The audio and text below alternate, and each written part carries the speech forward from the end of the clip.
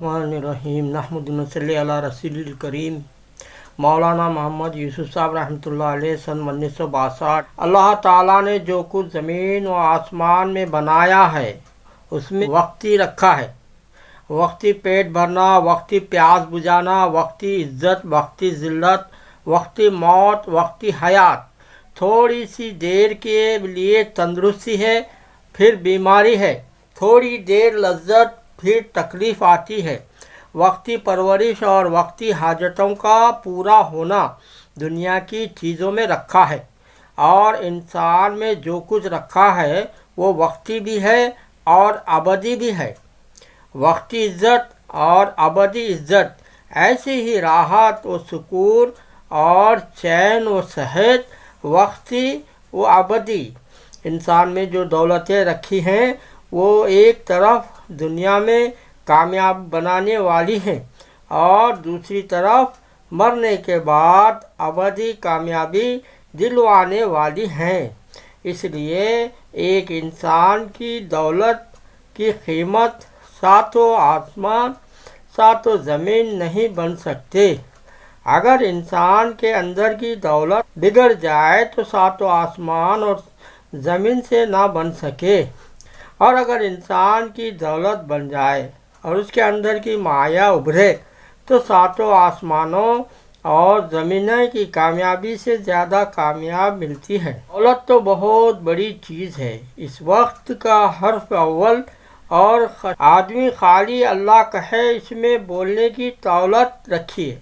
ये अल्लाह कहना भी बहुत बड़ी दौलत है, क्योंकि लफ्ज़ अल्लाह कहने वाला एक भी दुनिया में बाकी रहेगा तो ज़मीन व आसमान इसी तरह खड़े रहेंगे। अगर एक भी अल्लाह कहने वाला ना रहा तो अल्लाह ताला सारे ज़मीन व आसमान को तोड़ फोड़ देंगे। अगर आदमी के अंदर में कोई और दौलत भी ना हो, सिर्फ एक दौलत ज़ाहिर हो रही हो, ज़बान से अल्लाह कह रहा है, ये दौलत इतनी बड़ी है, सातों आसमान और ज़मीन इस पर खड़े हैं।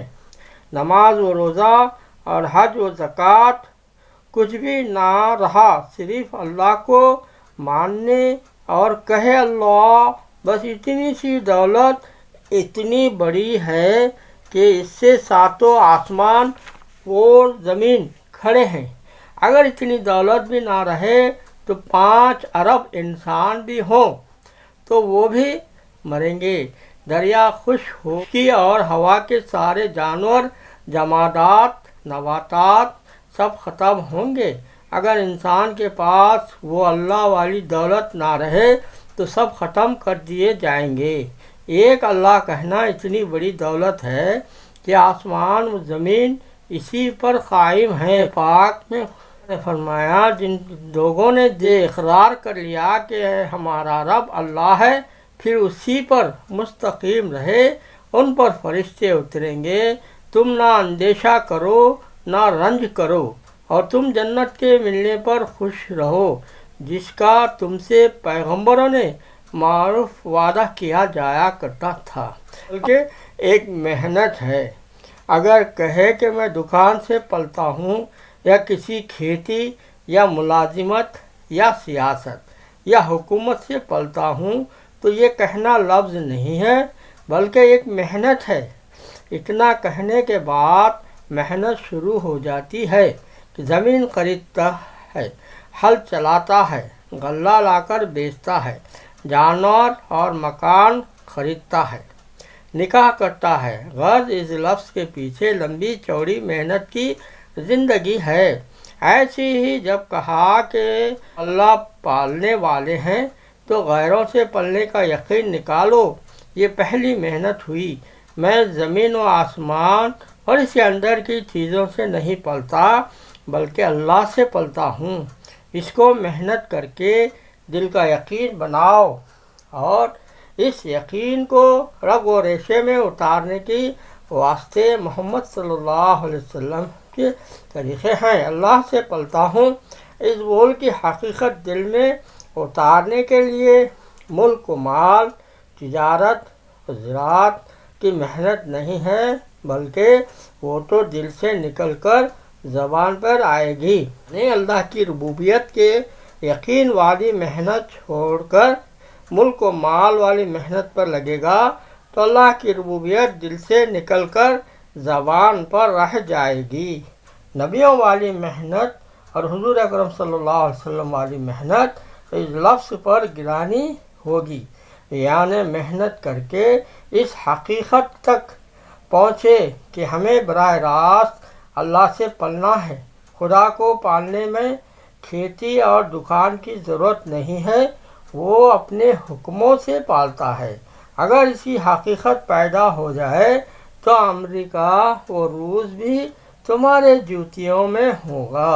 شرط اتنی ہے کہ صرف زبان کا بول نہ ہو، دل کے اندر کی حقیقت ہو تو دنیا میں کامیابی ملے گی اور عذاب قبر سے بچو گے۔ حوریں، باغات، سونا چاندی کے مکانات، ہمیشہ کی جوانی، حسن و جمال اسی پر ملے گا۔ اس کو دل میں فٹ کرنے کے لیے حضور اکرم صلی اللہ علیہ وسلم کی رسالت ہے۔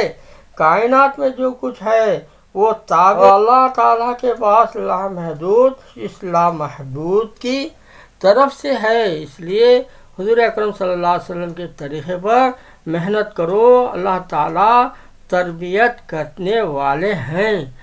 خدا تعالیٰ کو معبود بنا کر خدا تعالیٰ کی عبادت کر کے پلنا ہے۔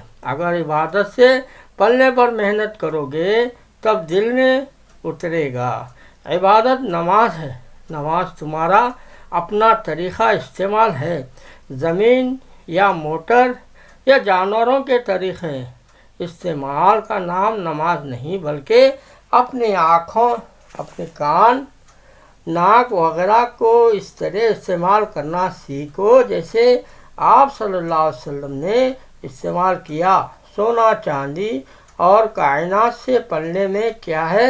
زمیندار یعنی زمین سے غلہ لینے کے اعتبار سے ہمارا طریقہ استعمال، تجارت یعنی دکان سے فائدہ لینے کے اعتبار سے ہمارے طریقہ استعمال، حکومت یعنی ملک سے فائدہ لینے کے اعتبار سے ہمارا طریقہ استعمال۔